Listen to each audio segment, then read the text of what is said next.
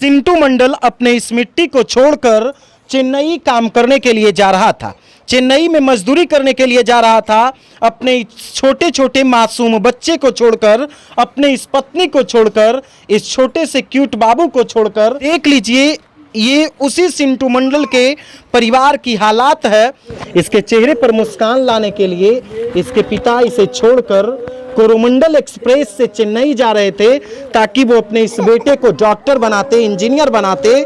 कई उम्मीद उनका होगा, कई अरमान उनका होगा, लेकिन उनका अरमान जो है वो कोरोमंडल एक्सप्रेस दुर्घटना में उसी जगह पर दफन हो गया। बालासोर रेल हादसे में चिंटू मंडल की मौत हो गई और इस वक्त हम उसी चिंटू मंडल के घर पर मौजूद हैं और उनके परिजनों की हालात को देखकर आपका भी दिल पसीज जाएगा।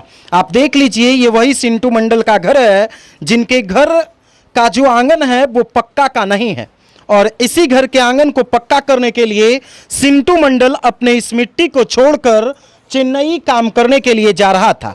चेन्नई में मजदूरी करने के लिए जा रहा था। अपने छोटे छोटे मासूम बच्चे को छोड़कर, अपने इस पत्नी को छोड़कर, इस छोटे से क्यूट बाबू को छोड़कर चिंटू मंडल अपनों को छोड़कर चेन्नई मजदूरी करने के लिए जा रहा था, चेन्नई काम करने के लिए जा रहा था। ये देख लीजिए, ये उसी चिंटू मंडल के परिवार की हालात है।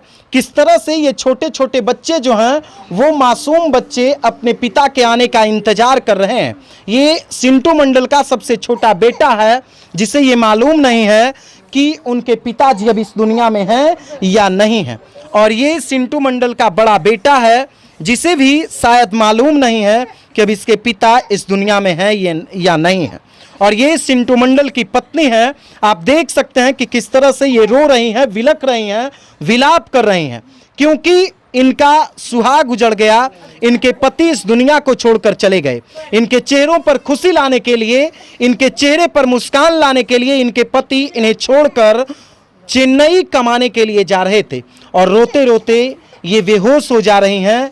इन्हें लगातार इनके परिवार वाले सांत्वना दे रहे हैं।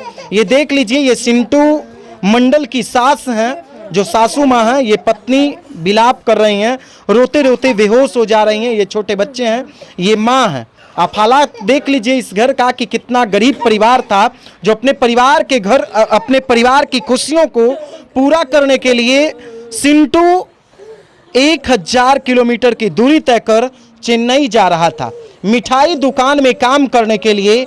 लेकिन यहाँ के बेशर्म नेताओं को शर्म नहीं आता है, यहाँ के विधायक और सांसदों को शर्म नहीं आता है जो इन लोगों पर रहम नहीं करते हैं।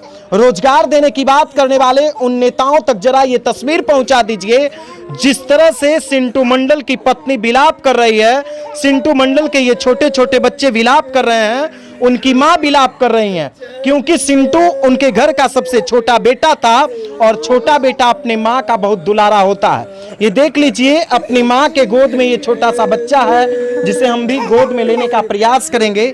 ये छोटा बच्चा जो है, आप देख लीजिए कितना प्यारा बाबू है ना। ये खेलना शुरू कर दिया। शायद इसे मालूम नहीं है कि इसके पिता अब इस दुनिया में नहीं रहे। इसके चेहरे पर मुस्कान लाने के लिए इसके पिता इसे छोड़कर कोरोमंडल एक्सप्रेस से चेन्नई जा रहे थे ताकि वो अपने इस बेटे को डॉक्टर बनाते, इंजीनियर बनाते। कई उम्मीद उनका होगा, कई अरमान उनका होगा, लेकिन उनका अरमान जो है वो कोरोमंडल एक्सप्रेस दुर्घटना में उसी जगह पर दफन हो गया। ये गांव के लोग हैं, आप देख लीजिए, उनके घर में आकर गांव के लोग उस पीड़ित परिवार को सांत्वना केवल देते हैं कि बस इस धैर्य की घड़ी में, इस दुख की घड़ी में आप धैर्य धारण कीजिए। लेकिन बेशर्म नेता भी इस गांव में नहीं पहुंचे हैं क्योंकि उन्हें मालूम है कि अभी वोट का वक्त नहीं है। अगर वोट का वक्त होता तो हर लोग यहां पहुंचता, हर लोग यहां आकर सांत्वना देता, आर्थिक मदद करता, लेकिन आज तक इस परिवार में कोई मदद करने के लिए नहीं पहुंचा है। ये चिंटू मंडल का सबसे छोटा क्यूट बेटा है और इसी बेटे की खुशी के लिए चिंटू मंडल अपने परिवार और अपनों को छोड़कर दूर जा रहा था। और देख लीजिए इस बच्चे की खुशी को, माइक पकड़ने के बाद इसे ये लग रहा है कि खुद ये पत्रकार हो जाएगा। लेकिन दुर्भाग्य है इस बिहार का कि इसके पिता को सरकार और सरकार की सिस्टम ने मार दिया, बल्कि दुर्घटना में नहीं मरा।